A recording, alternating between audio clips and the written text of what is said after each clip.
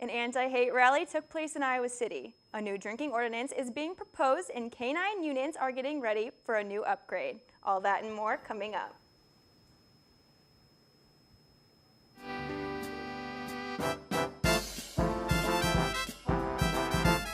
Driven, objective, hardworking. Not 9, not 10, it's Channel 11 Hawk News. Good evening and thanks for joining us. I'm Carley Hanna. And I'm Taylor Limas. Following the U.S. presidential election, protests, rallies, and marches have broken out nationwide in opposition to President Donald Trump. Right here in Iowa City, an anti-hate and discrimination rally took place, drawing hundreds in support. Hawk News' Kimberly Chexnader joins us with the latest. I'm here tonight on the University of Iowa's campus, where community members from all walks of life have come together for one cause. And that one cause is unity and love for all, no matter creed, race, gender, or identity. We go high, they go low. We go high, they go low. We go high. Today, Weston City High School students organized an anti-hate and discrimination rally following recent political events in the United States. Drawing hundreds to the demonstration, it was made clear that the Iowa City community stood strong for equality for all. Starting off at the Robert E. Lee Rec Center and concluding at the Pentecrest after marching through the Ped Mall, support and unity were at the center of everyone's hearts. United will never be divided. The people united will never be divided. Signs flooded Iowa City with messages of affirmation and hope. Local children excitedly took part in tonight's events, and parents were proud to have them a part of history. University of Iowa staff member Josh Jacobs brought his children to the rally and wasn't surprised by the community's support. Many people are questioning what the future looks like for them, and I think that a group event like this helps to show the community support for all people, and again to show the sort of the humanity that this country is built on and that we hope to continue to build. Unafraid and leading the march for the community, it was the high school students who wanted to help the voiceless and oppressed. Everyone has a voice, but some people just have trouble expressing or reaching out with their voice. So we're here to help those people who can't speak. Change against hatred and discrimination looked hopeful tonight, a hope an entire community worked towards. I believe that we will win. I believe that we will win. For Daily Iowan TV, I'm Kimberly Chexnader.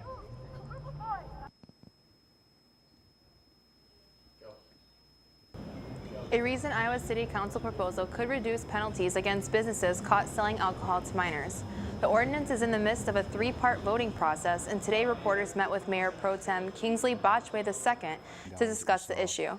On the subject of adjusting the proposal to create even harsher punishment for repeat violators and accepting leniency towards businesses who are far more isolated in their transgressions, Botchway had this to say. As it stands, the current proposal would induce the window in which a business can be classified as a repeat offender from 5 years to 2. It would also shorten the amount of time that a business may have its under 21 exception revoked. Council Botchway said he's still hesitant to vote for the ordinance moving forward until speaking with university groups on the issue.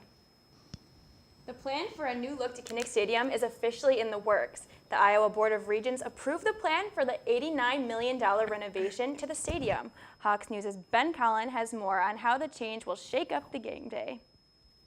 It's been 10 years since the last major renovation at Kinnick Stadium that added the press box and upgraded the south end zone. The next round of renovations will completely overhaul the north end zone, an area that hasn't been changed since 1983. For those people that are non-students that are season ticket holders in that area, it will change their experience significantly. The intentions for the renovation? Upgrade the game day experience. I think that anything that we can do to really enhance the game day experience, not only for the players but for the fans as well, is really important. The renovation adds a new way to watch the game. If the game's not great or the weather's not great, you can go in and really makes that experience desirous for people. Upgrades to luxury seats just starts the list of changes. The north end zone construction will include a second deck of seating, an increase in restrooms, more concessions, outdoor club seating and box seats, new video boards, and more concourse space. The section of stadium behind me will take on the look of the press box and the neighboring skywalk. The most noticeable change to the stadium will be the modern twist on the historic look. The entire project is expected to be done by the year 2019. At Kinnick Stadium, Ben Colin, Hawkeye News. It's been 10 years since the last major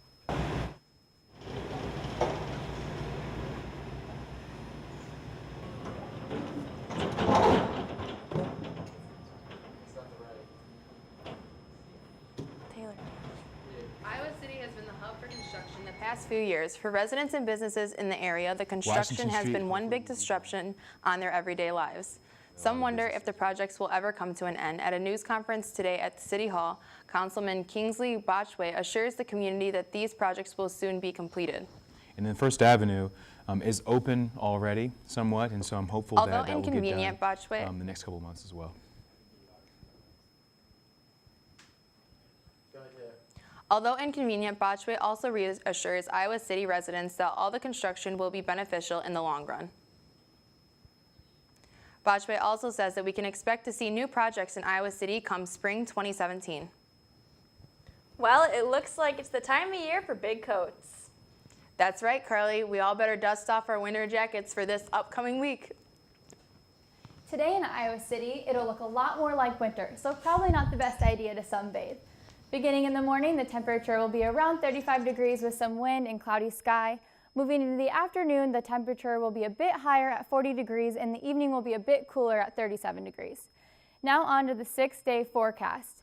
Thursday will be partly cloudy and should be in the high 30s. As the week moves along, the weather gets slightly warmer as the temperature reaches the low 40s and even 46 degrees by next Monday.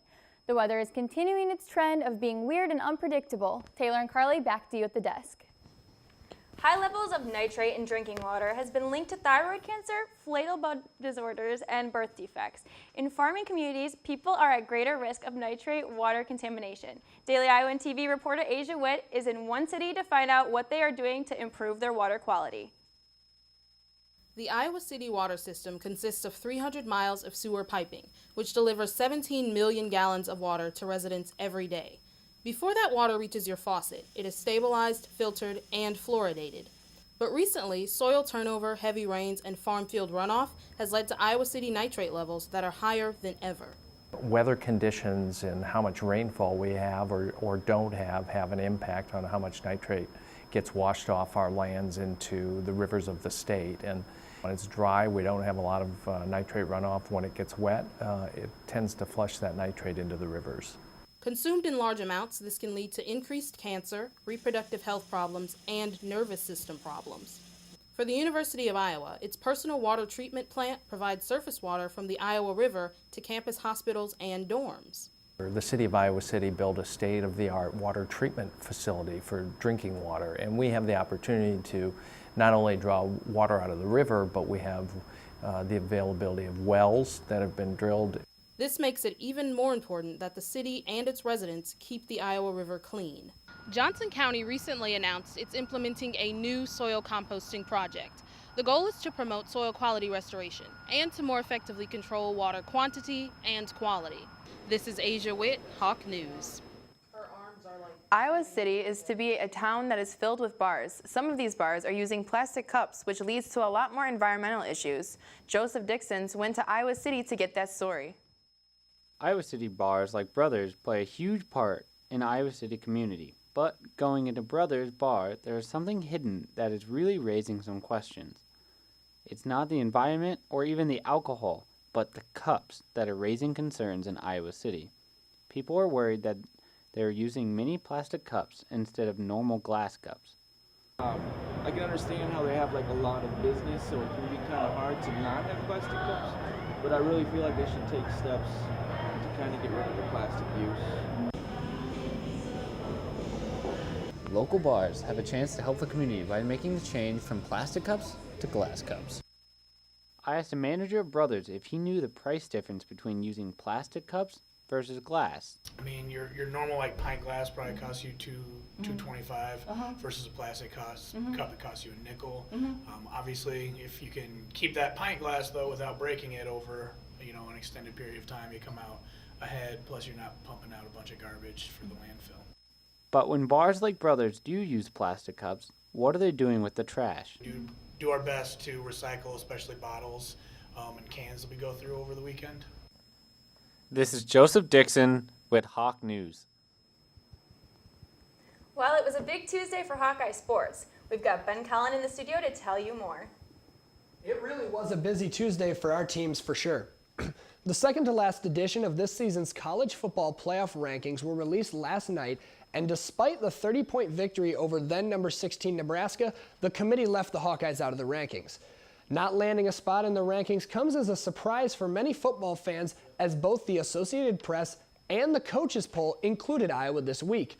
The team won't play again until the bowl game, so it's unlikely they will find a spot in the final rankings. Right now, CBS Sports is projecting Iowa to take on Kentucky and former Iowa player Mark Stoops in the Music City Bowl in Nashville. The team will find out officially what bowl they will be headed to after the polls are released on Sunday. Now, the Big Ten released their annual all-conference defensive team yesterday, and 7 Hawkeyes were included. Desmond King and Jaleel Johnson both landed on the first team, Josie Jewell on the second team, and punter Ron Caluzzi on the third team. Nathan Budgeta, Parker Hesse, and Greg Maben all picked up honorary mention spots. The Hawkeye men's basketball team visited Notre Dame last night as part of the Big Ten ACC Challenge. Unfortunately, the Hawks fell to the Fighting Irish by a score of 92-78. Iowa pulled within striking distance late in the second half, but Notre Dame pulled away with a strong effort from Bonzi Colson and VJ Beecham. Iowa was led last night by freshman Jordan Bohannon, who had 23. Iowa was also without standout freshman Tyler Cook, who will be out for 3 weeks with an injury. The Hawks will look to get back on the winning track at home this Saturday and Monday before taking on in-state foe Iowa State Thursday night as part of the Cy-Hawk series. Now back to the desk. With the food truck craze starting a number of years ago, the University of Iowa saw it as an opportunity to better serve its students. Dallas Warren has more. One thing that all incoming students at the University of Iowa have in common is that they have to go to class. Those same students also have to eat. And with the numbers of incoming students rising every year, it has become increasingly difficult for the dining halls to keep up during that morning rush to class. The director of dining at the university was looking for a solution, and that solution was the Street Hawk food truck. We actually started talking about it 2 years ago when we heard about the anticipated increase in enrollment for the 2015 school year. That anticipated enrollment seemed to get larger every time it was brought up in a meeting, going from just a few new students with the returning class for 2016 to over 500 more students. And that's when I said, okay, we really need to do something, because Burge Marketplace was designed to serve about 2,200 students. And the busiest days that we had a year ago, we were right around 3,000. The Street Hawk food truck has helped get some of the pressure off the dining halls during the hours that it is open, serving about 400 people during those 4 hours. And it will be open for the winter months, dishing out those quick, delicious meals no matter the temperature. So next time you're rushing through the Teen and Cleary walkway, make sure to stop and try it out. For Daily Iowa News, I'm Dallas Warren. An Iowa City couple took it upon themselves to protect our canine friends that keep us safe. Dennis and Marcia Fouts learned 2 of the Iowa City police dogs were without protective vests, so they raised the money to buy them for the department.